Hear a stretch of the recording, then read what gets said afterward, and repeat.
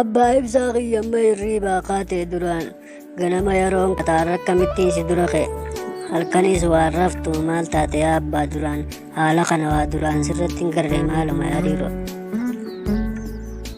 Abbaa waan himte waan beeku zabana kana akkuma hirribni inni diddida akka malee yaadu jira yaannis anuma jira lakkisan waa malee abbaa homaati miti. Abbaa waan takka hin yaadini naatu sii jiraati waan takka rakkoon na qabda waan takka hin yaadini laaqana keenyaadhu karaa mana barnootaa deemgiseen haatatiin malee adhamee waati.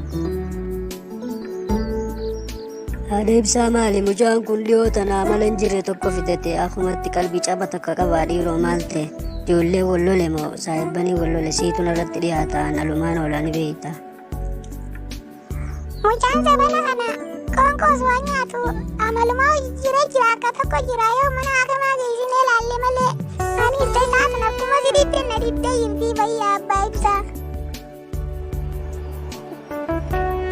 Ibsish maali gaarraa hedduudha maali riivaa siin kute moo maali qormaanni hundi si dabree barra soraftu ankaniin jiru garuu micuuma san hin ta'in qofa. Dhiisi kaayam mijaa kiyyaati duraanuu ni beeyta barsaa iba kiyya akkuma ishii saniitiin jira dhugumaan amma ishii irraa qabamee halkanii guyyaa adda wallaaleetiin kanumatti wanni hundi na yaachuus jirti mana barumsaa taatu yoo furmoota beeytamee atummaan naa laalee mijaa kiyya. Sissaa iba kiyya qaali waan takka hin yaadin si jiraanis hangaan danda'uun jaalalti siimi mukaa ni qabdi. Mijee isaa iba kiyya qaali fuudhan deebi'ee gadi akkanatti jaalalti na qofarraa hin jalqabne anis amma naaf gale. Ibsis kiyya bakka dafnee haa nu barsiisaan herregaa nu dura seenaa kaleessa korsi kaleetiin irra deebi'ee jeessan irra likki baranna. Hayyadaa ta'e seennee haa barannu mijee kiyya.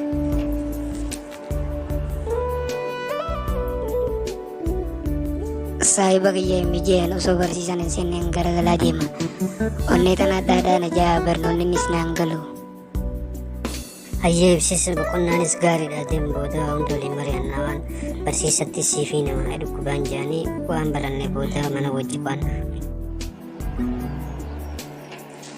Rabbi kiyya maalumaaf waa sadii na dhoorkita warraa taatu naan beeyne jaalalaa taatu naan milkooyne barnoota taatu naan galle yaa rabbi maalumaan ta'e wayii jaalalaa. Tiitun jaalala moo falaalala jaalala wayii jaalala. Unaatiyya baran intalaafis gurbaafis sumaan qaba hangaan si jaalatu silaa beete ati qaaluma kiyya goonaan qabeenyi hundi keeti waan takka yaadin fataa jiika ilmatu jala jira qaaluma kiyya qofa godhi malee yaa intala tiyya. Toomi abbaa kiyya anis hedduun si jaaladha. Ammoo na isheetiin qaalii feetiin malee wanta takkalleen godhu abbaa kiyya. Dhagaan si dhalee talati akkana gaala kana gammachiifte si haa gammachiisa abbaa. Haadha ibsaa dhiiroo mucaa kan akkamuma goona yuunifoormii mana barnootaatii dhufee kun akkasuma ciisu jira amma himee maaltu mala yaaba afaan isaa wallaalee. Abbaa ibsaa miillaa kanaan godaatirraa hudee miitii gaa dooktara laalchisi akkam taataa mitii dirqama. Yuunifoormii ta'eetii fi uffata kee jijjiiradhuuti hiiqni aanaati karaa mana yaalaa dheenneetiin si laalchisee dhufaarra hangasuu harmeen ta'e laaqana haa guutu. Ibsaa kiyya rabbi raammataa godhuu fi Dr. Haashim Jaanii dur laalqaas jiru ati hin beektu gaafas xiqqaadha gaafas ummaan ta'e akkasiin deemtiin dhukkuba feetetti dhahinaan ogguma takka nama fayyisa. Kammaa kana dhahineetuma meeqiqa dawaa rabbumaan namaa godhaati dhahineetuma waan doktariin hin jiru goona. Abbaa waanan dhukkubuu bara kunuun oofta malee iyyatuun waa dhibdeen rabbuma qofaaf beeka waata dooktaraa miti abbaa kiyya.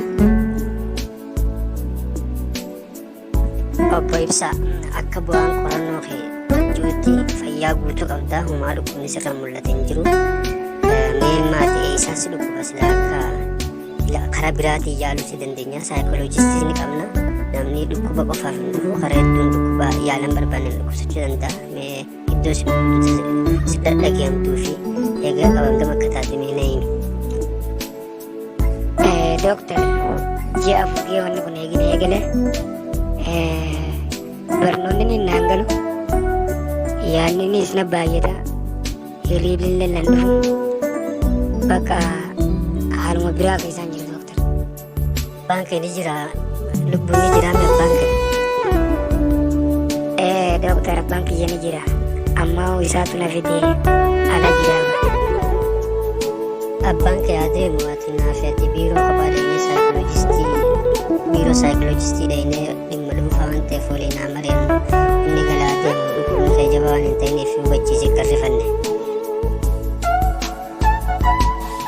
Abbaa ati firraa gara deemu doktoroonni waan mari'annutu jira jee qabbana kana keessaa gara deemu. Abbaa gaama dhiibbaan guutuu yeetiin jalaa dide malee barqaadhi maankee dokteera addaa kanaa bar jaara warri isaaniitu bakka kaampaanii meeqa qabanii hangaama dhiibbaan guutuu jeetiin si jalaa dide amma dhiyaatte amma namni guutumaan tola abbaa akkasitti ilaalu doktoricha sanii fedha dhalaa meeqa jala yaaddi jalaa dide. Abbaa kiyya doktara fedhee yoo teessu namaan hin beekne kana waan jaaladhu waan fedhu yaa abbaa kiyya. Wanni waa hunda siif akkasii waa hunda siif wanta godheef akka ati qaalee kiyya gootuu fi qaalee kiyya godhuun dirqama maasan akka ati bakka biraa miskiina harka dhayitee booda rakkattuun barbaadu immoo kabajaa qabdu bakkumaan ansi kan ta'uu qabdu malee nama biraa bira ta'u har'aas mataan na muramaan ilaalla. Obbo Aftaamuu ni beektaa miti nama meeqaan na beeka daraabalummaa dhaqa jaalladhu. Xiqqeessu deemtaa bakka qaaliin kiyya yoo ta'e qaaluma kiyyaataas borus. Ibsaa dhukkubni kee salphaadha. Hedduu yaadda'in garuu kan hin jiru waan haaraas miti. Amma ati fi wallaalte malee dho'isuus hin qabdu. Hiriyaa keetiinis mari'attee waa hunda furmaata godhuu qabda malee jaalala dho'isuun hin barbaachisu. Jaalala malee waan biraati miti. Dho'isini kanaafuu jaalalti yoo dho'isite keessatti hammaatte simiti isiisanitti dhiyaatu yeroo hedduu isiisanitti dhiyaatu gisee mana barnootaatti deemtuu jettiin jaalalaan qabsiisuu dandeessa malee kophaa kee rakkachuun sirrii miti. Maatii keetis hin danaan kanaa gammati mana barnootaattis deemtuu wajjin deemalee kanaaf hedduu yaaddu. Galatoomii doktor dhukkuba kiyya kana beekee uummata naa godhuu keetiif dhukkuba kiyya kana nama wallaaleetti bee galatoomii doktor kiyya anis ajajaa keessan godheetiin itti fayyadama. Galatan barbaachisu ibsisu laalammaa kun hojii teenya hojii doktoraatti galataas hin barbaachisu akka fayyitee dhuftu abdiin qaba. Doktor Caalaa nama guddatte maashaallah abbaan kee faana gamoo qabani ummaan ta'ettis fayyaa. Waan an beektu gaanumaas beeka gaafasatti ijoolleedha. Hayi akkamittiin si wallaaleetteeti abbaa munaa siin beekaa bara abbaa kiyyaan naaf hime qaadhi maateetii abbaan kiyya naa himee ture miccoo bareeddu san.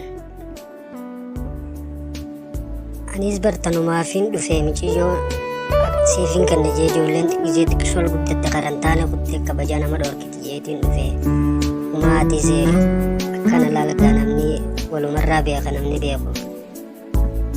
Eega ati naa fayyamte sanarra dhiisi ammaan aruuza godha fayyummaa keetiin eegaa ture dhiisi.